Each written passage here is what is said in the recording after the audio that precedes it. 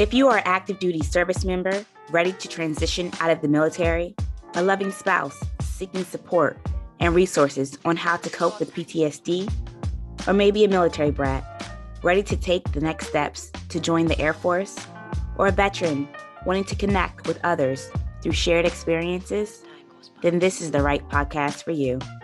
My name is Laura Figures, and this is the Freedom Isn't Free podcast. Ladies and gentlemen, welcome back to the show. I'm your host, Laura Figures. First, thank you for joining me each and every single week as we continue to bring you inspiring stories or resources that address is freedom free. Today, I wanted to continue the conversation about sexual assault and trauma in the military. Now, this has been at the forefront of discussions for years, as the military has tried to address the problem and make it easier and safer for the victims to report their cases. Out of the four branches, the Army and Navy have the highest reports of sexual assault. In the fiscal year of 2019, there were 2,684 reports of sexual assault made by service members in the Army. Now, in the Navy during that same period, the number was 1,676 reports that were made. In total, there were 7,825 reports of sexual assault in all branches of the military, which represent a 3% increase in the numbers of reports filed by or about a military service member during 2019. In the most recent report from the DoD, provided a snapshot of sexual assault in the military because a much larger report, which is carried out every 2 years, measured whether the prevalence of the sexual assault crimes in the military has gone up or down. Now, that report, which was released last year, estimated that the number of sexual assaults increased by 14,900 in 2016 to 20,500 in 2018, almost the same levels as 5 years ago. The DoD also noted that sexual assaults remain an unreported crime among both the civilian and military populations. Therefore, the number of service members who have been sexually assaulted is likely higher than the report. The focus over the last year has been basically educating the enlisted service members. The education initiative was to solidify after a 2018 sexual assault prevalence report showed most assaults targeted female service members aged between 17 and 24, that their assailants were males and mostly of the same age group. While more than a dozen drill sergeants across the Army were charged for assaulting trainees in the past 2 years alone, those cases don't often make headlines until a larger scandal explodes in the public atmosphere. Multiple cadre members are under investigation at Fort Sill, Oklahoma, in connection with the sexual assault of trainees, though officials have not confirmed on the record of how many of them or what the roles they may have played in the crime. However, this is nothing new for the Army. According to the release from the garrison, the trainee is working with a uniformed victim advocate and is safe. But how safe is a trainee can be in the midst of an investigation that implicates her leaders. Victim blaming has often been associated with the military's treatment of sexual assault victims who have come forward. Let's take a step back into time about a decade ago with a survivor specialist, Natasha Woodruff. One of her Fort Jackson, South Carolina drill sergeants called her into his office in the early 2012 and propositioned her for sex. When she turned him down, he cornered her and forced her to kiss him. Woodruff was 20 at the time. With some college underneath her belt, she knew right from wrong. She reported the assault to her chain of command. Her company commander opted to conduct his own internal investigation rather than calling the police and triggering a criminal investigation. After taking statements from Natasha and fellow trainees and other drill sergeants, the company commander found that there wasn't enough evidence to pursue even an administrative punishment. But after making that report, Specialist Natasha Woodruff had no clue the type of brutal trauma that she was about to endure from making that report. A drill sergeant injured Woodruff by stumping on her back while she hovered in forward-leaning rest position. Despite the pain, she continued training and only found out later that her pelvis was cracked in 2 places. A group of drill sergeants had decided to smoke Woodruff and 2 of her friends who vouched for her after she reported the assault. After 3 days of physical and psychological intimidation, her previously trusted caretakers urged her to drop the accusations, and she broke. Now, during a training exercise, she noticed someone rank strolling around, observing. She didn't know who this was, but he was the battalion command sergeant major. She went up to him, telling him that she had been assaulted, and her chain of command wasn't doing anything about it. Now, that non-commissioned officer took a report seriously and kicked off an investigation of her entire company. Staff Sergeant Louise Carell was convicted of sexually assaulting Woodruff and 4 other women later that year, sentencing him to 5 years in prison, and was knocked down to a private along with a bad conduct discharge. The Army also investigated a female drill sergeant who had threatened Ruffin in an attempt to get her to recant her story, as well as her company commander for failing to report the assault when he learned of it. The drill sergeant received an official reprimand, but was able to keep her job because leadership believed that she was otherwise a good instructor. But these people had tortured her for 3 days before CID got involved. This was pretty much a slap on the hand from the Army, including her company commander, who was not charged. Though Fort Jackson made some headlines, nothing compares to the spotlight on the Air Force at the time after 43 women accused 17 military training instructors of sexual assault and other abuse that began in 2019. We can see there's a pattern here, a repeating pattern.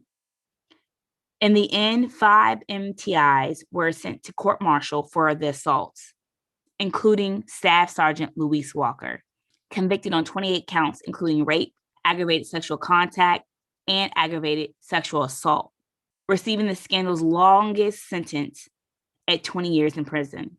Prior to that, the military's most notorious basic training scandal belongs to the Army.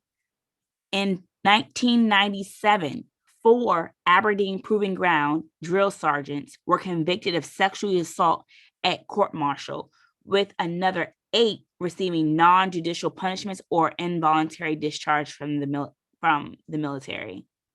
In late 2017, several drill sergeants and their battalion commanders were relieved at Fort Benning, Georgia, following reports that their instructors had sexually assaulted some of the first female basic trainees ever to set foot on Benning, as the Army opened up its last combat jobs previously banned for women. Out of that investigation, Staff Sergeant White admitted to having a sexual relationship with a trainee, including soliciting and accepting sexual favors, violently groping a trainee, asking a trainee if she was a virgin or into Black guys, having a sexual relationship with 2 privates who had completed the training within the previous 6 months, and attempting to start a relationship with a third, as well as charges related to covering up those relationships. Staff Sergeant Campos admitted to having sexual relationships, including solicitation and accepting sexual favors with the 3 trainees, having relationships with 2 former trainees, adultery, and charges for trying to cover up the misconduct. Staff Sergeant Anderson, he admitted to having sexual relationships, including solicitation and sexual favors, with 2 of the trainees. And then lastly, Staff Sergeant Cannon admitted to having sexual relationships, solicitation, accepting sexual favors with 4 of the recent former trainees, filming it, photographing 2 privates and sharing these photos, soliciting a woman to commit an act of bestiality, giving an emergency contraceptive pill to a trainee he was in a relationship with, soliciting nude photos of a trainee's friend, and other charges related to covering up the misconduct. Those charges both carry prison sentences and involuntary discharges. Now, following the Lackland scandal, the military banned sexual relationships between trainees and trainers, including up to a year after the trainee is no longer in training. In 2019, the Uniform Code of Military Justice added Article 93A as a specific charge for those type of offenses. Previously, those assaults were charged under Article 92, failing to obey an order or regulation. It cuts through what is considered as a gray area in the past, where regulation left some opening for the possibility that while it was inappropriate for drill sergeants to have, sexual relationships with trainees, but it was consensual and non-criminal. Given the vast inequity and power dynamic and a drill sergeant's ability to make a trainee's life a living hell or just a little bit more survivable, regulations now recognize that trainees cannot consent to a sexual relationship with an instructor. Recruits are briefed on Army's sexual assault program at the beginning of training with specific information on inappropriate relationships and resources for how to report a violation outside of their chain of command. Informational posters are placed throughout the training barracks, and there's a sharp hotline phone on every floor. Sexual assault is traumatic in itself, but there's another dimension when it happens during a formative period, whether that's childhood, college, or basic training. Research also shows that being the victim of sexual assault makes one more likely to be assaulted again because of the grooming and normalization it can engender. There is evidence that shows even without the trainee-trainer relationship in a young age, you're coming into the military, that if you've been sexually assaulted, you're more likely to be sexually assaulted a second time. Not to mention that some trainees may be even more vulnerable from the start. A lot of men and women victims do say that they are victims before they came into the service. Now back to Specialist Natasha Woodruff. She completed her AIT and her first assignment at Fort Bragg, North Carolina, but her willingness to tell her story publicly, first to the news media and then on the behalf of the Army in a video for what's now the Center for the Army Profession and Leadership, now has gotten her working full-time as a sexual assault prevention and response spokeswoman. Now, this was a great opportunity for her. However, there were some pitfalls. She wanted to continue her career to fulfill the requirements that she needed to make E5 and stay in the Army. However, she was spending all of her time outside of her military occupational specialty. Then it's the lingering sense of betrayal, knowing that her tormentors got to keep their jobs and continue up the promotion ladder, where she gave her all to the big Army and stood stagnant in her career. Now, Specialist Woodruff, she got to travel with the former Army Forces Command boss, General Daniel Allen, and Command Sergeant Major Christopher Gertzia, making speeches in auditoriums about her experience and the Army's effort to protect soldiers like her. Her story reminds me that there needs to be something else, a way to record warning signs that doesn't involve opening an investigation that may not go anywhere. Basically, some type of internal mechanism for reporting red flags that might just shuffle people around, that allow them to take just one step forward because now they know that this will get caught. Now, with this recent news breaking about Fort Sill, Oklahoma, in connection with the sexual assaults, it has brought the same thought to mind. It's time to take prosecution decisions out of the chain of command. It will not get any better until they take it out of the military's hands. Congress should amend the Uniform Code of Military Justice to create a special office for sexual assault prosecutions run by civilian sexual assault experts. Currently, while criminal investigation organizations do the initial work, it's up to the commanders to decide whether to press charges and then send a case to trial. And once a trial is concluded, a commander is free to overturn a sentence if, for example, he or she feels the offender is an asset professionally. A report out of Fort Hood last year basically bared not only a culture of harassment and assault in the Army, but a chain of command turning a blind eye and sometimes contributing to the toxic environment. Sexual assault will likely always be an issue in the military, but the urgency lies with making sure it is thoroughly reported and prosecuted, and that the survivors are supported and believed. Here are a few recommendations from the report. Army-wide, updated CID policies to require full investigations of off-post soldier drug overdoses, including determining of the source of drugs and the extent and nature of the soldier's involvement with illegal drugs. The updated policy also requires a full investigation of all suspected soldiers' suicides occurring on or off the installation. Also, Army-wide, in December of 2020, the Army issued guidance regarding missing soldiers to clarify expectations and responsibilities of unit commanders and Army law enforcement authorities when accounting for soldiers who are absent from their place of duty. For FORSCOM, the commanding general implemented a policy requiring commanders to select investigating officers from outside a subject's brigade size element for formal sexual harassment complaints under Army Regulation 620, Chapter 7.